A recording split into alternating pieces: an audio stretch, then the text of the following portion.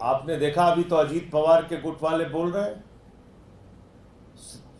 एकनाथ शिंदे के गुट वाले बोल रहे हैं कि भाई हमारे 7 सांसद हैं, आपने एक राज्य मंत्री बनाया। अजीत पवार के गुट वाले कह रहे हैं हमें कुछ मिला ही नहीं। तभी तो झगड़े धीरे धीरे शुरू होंगे। आपने मोहन भागवत जी का भी बयान सुन लिया चुनाव के परिणाम आने के बाद। क्या बोल रहे हैं मोहन भागवत जी? कह रहे हैं 1 साल से शांति की राह देख रहा है मणिपुर।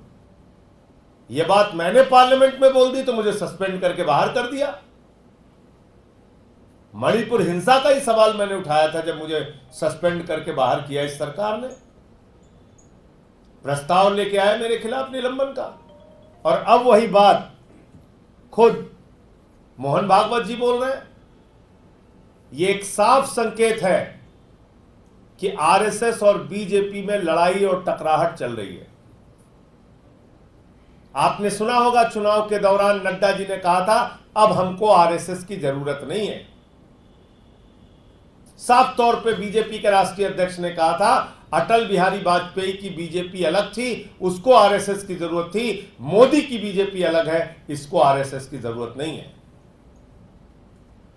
तो पहले तो बीजेपी वाले कहते थे आरएसएस हमारी मातृ संस्था है। आज मां बेटे का भी झगड़ा हो गया। ये मां बेटे का झगड़ा है। मोहन भागवत जी कह रहे हैं प्रतिपक्ष के साथ सही बर्ताव कीजिए। वो आपके विरोधी नहीं है, वो प्रतिपक्ष है। कभी इस मान्यता में विश्वास रखा? प्रधानमंत्री मोदी जी की सरकार ने एक एक करके आदमियों को तो आप जेल में डाल रहे हैं। तो मुझे लगता है कि ये जो आरएसएस के प्रमुख का बयान आया है, ये भी आपस में एक इनके बीच के झगड़े को प्रदर्शित करता है। 1 साल से कितने उहापोह और परेशानी में रही होगी आरएसएस मणिपुर की घटनाओं को देखकर।